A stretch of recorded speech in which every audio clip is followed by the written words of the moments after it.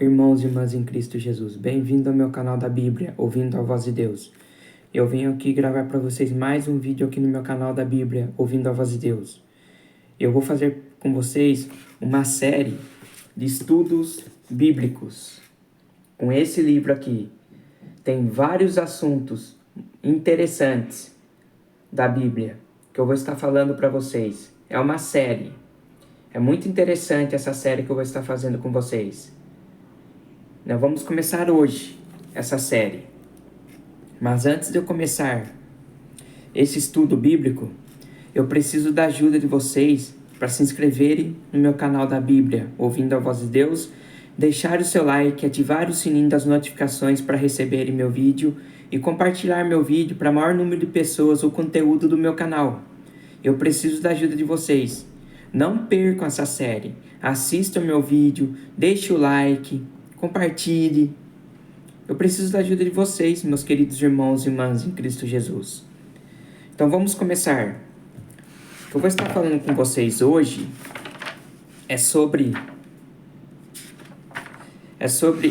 as Escrituras Sagradas, a sua origem, história e lugar no mundo, como, quando e por que foram escritas, manuscritos originais e traduções, a impressão das Escrituras Sagradas, as Escrituras Sagradas nas línguas nativas, queima das Escrituras Sagradas. Eu vou estar falando isso para vocês hoje. Então vamos lá. As Escrituras Sagradas contêm em si mesma a prova de sua origem divina. Nenhum outro livro pode responder às perguntas do íntimo ou satisfazer os anseios do coração como fazem elas. Adaptam-se a toda a condição da vida e estão repletas daquele conhecimento que ilumina a mente e santifica a alma. Encontramos nelas a revelação de um Deus vivo, recebidas pela fé. Tem poder para transformar a vida através de toda a sua história. O cuidado divino se tem demonstrado sobre elas, preservando-as. Então, aqui está falando que as Escrituras Sagradas, elas fazem o quê? Ela ilumina a mente e santifica a alma. Quando a gente lê a Bíblia, a gente vê um Deus poderoso, um Deus que está no controle da história. A Bíblia está para nós hoje porque foi preservada por Deus. Então a Bíblia está as verdades da palavra de Deus. Aqui fala da sua origem, história e lugar no mundo. Agora vamos aqui. Como, quando e por que foram escritas? Depois do dilúvio, à medida que a espécie humana ia se multiplicando e as trevas novamente se adensavam no mundo, homens santos escreveram inspirado pelo Espírito de Deus. Assim falou Deus a seu povo, e por este é o mundo, para que o conhecimento de Deus e de sua vontade não perecesse na terra. Continuou por séculos essa obra, até Cristo, a semente prometida, com ele e com a bendita mensagem de luz e salvação proclamada por ele pelos apóstolos. Encerra-se o relato sagrado, completando-se a palavra de Deus. Manuscritos originais e traduções. As Escrituras do Antigo Testamento foram primeiro escritas em hebraico, sobre rolos de pergaminho, linho ou papiro. Mais tarde foram traduzidas para o grego, sendo a versão mais antiga conhecida pelo nome de Septuaginta, ou versão dos 70, feita em Alexandria, para a Biblioteca de Alexandria, por um grupo de 70 judeus eruditos, sob a supervisão de Ptolomeu Filadelfo, pelo ano 285 a.C. A ordem original para essa versão disse haver sido dada por Alexandre o Grande, que antes de visitar Jerusalém em 332 a.C., soubera pela profecia de Daniel que a Grécia deveria conquistar o reino da Pérsia.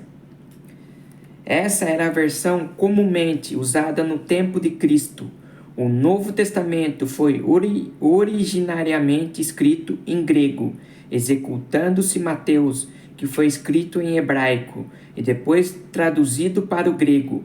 Em tempos posteriores foram feitas traduções latinas por diferentes pessoas, tanto da Septuaginta como do Novo Testamento grego, e a mais cuidadosamente preparada Vulgata Latina de Jerônimo.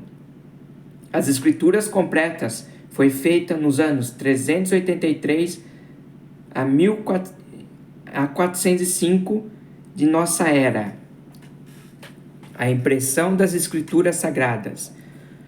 Antes do advento da imprensa, sendo ainda desconhecida, as cópias das escrituras só podem ser produzidas pelo moroso, árduo, dispendioso processo de escrita à mão.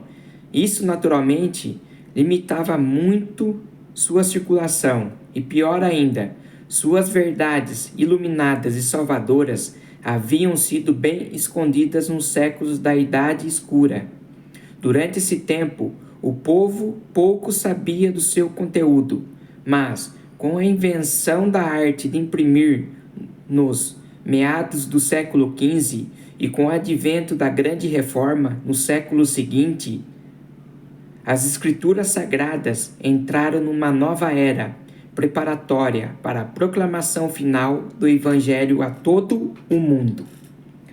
Não menos significativo é o fato de que o primeiro livro importante, impresso em tipos móveis, foi a Bíblia Sagrada em latim, feita no prelo de Johannes Gutenberg, em Mogúncia, Alemanha, em 1456, da qual um exemplar foi vendido em Nova York em 1911 por $50.000, a mais importância até então paga por um único livro. As escrituras sagradas nas línguas nativas. Mesmo assim, contudo, sendo as escrituras publicadas somente nas línguas antigas, pouco eram compreendidas pelo povo comum. Sem a palavra de Deus em suas mãos, a boa semente espalhada era facilmente destruída, diziam os defensores dos seus ensinos puros. Se o povo pudesse tão somente ter a palavra de Deus no seu próprio idioma, isso não aconteceria? Sem isso, será impossível estabelecer os leigos na verdade. E por que não a teria em sua própria língua? Questionavam. Moisés escreveu no idioma do povo de seu tempo. Os profetas falaram em linguagem familiar aos homens a que se dirigiam. E o Novo Testamento foi escrito no idioma corrente em todo o mundo romano. A tradução da Bíblia Sagrada para o inglês por João Wycliffe em 1380 foi o principal acontecimento no início da Reforma. Preparou também caminho para o reavivamento do cristianismo na Inglaterra e para a disseminação da palavra de Deus aos milhões de lá e de todo o mundo que então se seguiu. Fazer trabalho naquele tempo, diz Neander, requeria espírito arrojado que perigo algum pudesse intimidar. Ao fazê-lo, Wycliffe foi atacado por todos os lados, porque diziam, estava introduzindo entre a multidão um livro destinado exclusivamente ao uso dos clérigos. Na denúncia geral, foi declarado que, assim, o Evangelho era por ele franqueado aos leigos, e as mulheres poderiam lê-lo, quando anteriormente apenas poderia ser pelo mais eruditos do clero, sendo desta maneira lançada fora e pisada pelos porcos, a pérola do Evangelho. No prefácio de sua tradução, Wycliffe exortou todo o povo a ler as escrituras sagradas. Um sentimento de temor e um estremecimento de júbilo perpassou o coração do grande reformador alemão, quando na idade de 20 anos, enquanto examinava os volumes da biblioteca da Universidade de Erfurt, tomou em suas mãos, pela primeira vez na vida, um exemplar completo da Bíblia Sagrada. Ó Deus, murmurou ele, se eu pudesse ter um desses livros, não pediria outro tesouro. Pouco mais tarde achava num convento, presa por uma corrente, uma Bíblia Sagrada, a que ele tinha acesso constante. Mas todas essas Bíblias que lá havia, em toda parte, êxito na Inglaterra, estavam na língua original e podiam ser lidas apenas pelos instruídos. Porque, pensava Lutero, deverá a palavra viva ser conservada nas línguas mortas? A exemplo de Wycliffe, resolveu dar a Bíblia aos seus patrícios, no seu próprio idioma. Isso fez o Novo Testamento em 1522 e a Bíblia completa, a maior obra de sua vida, em 1534. Impressionado com a ideia de que o povo devia ler as Escrituras no idioma materno, William Tyndale, de igual modo, em 1525, legou aos ingleses sua tradução do Novo Testamento e, mais tarde, de porções do Antigo Testamento. Seu desejo ardente de que todos conhecessem a Bíblia foi bem expresso ao declarar que, se Deus lhe poupasse a vida, faria com que o trabalhador que empunhava o arado soubesse mais as Escrituras do que comumente sabiam os teólogos de seu tempo. A primeira Bíblia inglesa completa impressa foi a de Miles Coverdale, editada em Zurique, a Suíça, em 1535. Então nós vemos aqui que a Bíblia é um dos livros mais vendidos. A Bíblia é um livro que converte as pessoas, que converte ladrão, que converte bandido, que converte assassino. A Bíblia é a palavra de Deus. A Bíblia está para nós hoje porque ela foi preservada por Deus. Deus cuidou da sua palavra. A Bíblia nunca vai ser excluída, porque a Bíblia é um livro eterno, porque é a palavra de Deus. Queima das Escrituras Sagradas. A exemplo de Joaquim, rei de Judá, e os príncipes do rei Zedequias, que mostraram sua desobediência a Deus, queimando os escritos de Jeremias e lançando o profeta num calabouço, também queimando a Bíblia e seus tradutores, os homens procuraram deter a maré da reforma que surgia. A queima das Escrituras foi inaugurada na Inglaterra, na cidade de Londres, em 1527, 43 anos depois da morte de Wycliffe, ou em 1428 da era cristã, por ordem do Concílio de Constança, seus ossos foram exumados e queimados.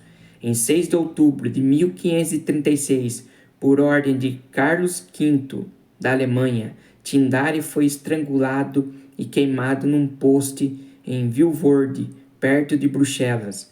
Se Lutero não se retratar, escrevia Henrique VIII da Inglaterra, sejam eles seus escritos entregues às chamas, sobre a tirania espiritual imperante naqueles dias. Esse foi o fim de muitos que se puseram ao lado de Deus e de sua palavra. Mas a palavra de Deus não poderia ser para sempre impedida. Ao tentar evitar sua circulação, logo descobriram os homens que iniciaram uma tarefa superior às suas forças. A Bíblia se arraigara profundamente no coração do povo. O que os reis e prelados naquele tempo fizeram para suprimir e destruí-la, Reis e prelados hoje fazem para protegê-la e auxiliá-la. Finalmente, grandes sociedades bíblicas foram organizadas na Inglaterra, na América e em muitos países da Europa, como o propósito de dar a Bíblia ao mundo, a toda nação, tribo, língua e povo no seu próprio idioma. Então a Bíblia não pode ser queimada, mas a Bíblia continua ainda. Que diz assim na palavra de Deus: seca-se a erva, seca-se a flor, mas a palavra de Deus continua. A Bíblia é um livro de exemplo para nós. Por quê? Porque a Bíblia está a palavra de Deus. A Bíblia mostra o que é certo e o que é errado. Ela leva você para o caminho do bem, para o caminho da eternidade. Então esse foi um pequeno estudo para vocês das Escrituras Sagradas. E no próximo vídeo que eu vou estar fazendo vai ser o valor do estudo da Bíblia. É um próximo vídeo que eu vou estar fazendo. Que Deus abençoe vocês, que vocês tenham uma boa semana na presença de Deus, que a graça do nosso Senhor Jesus Cristo esteja sempre nos seus corações.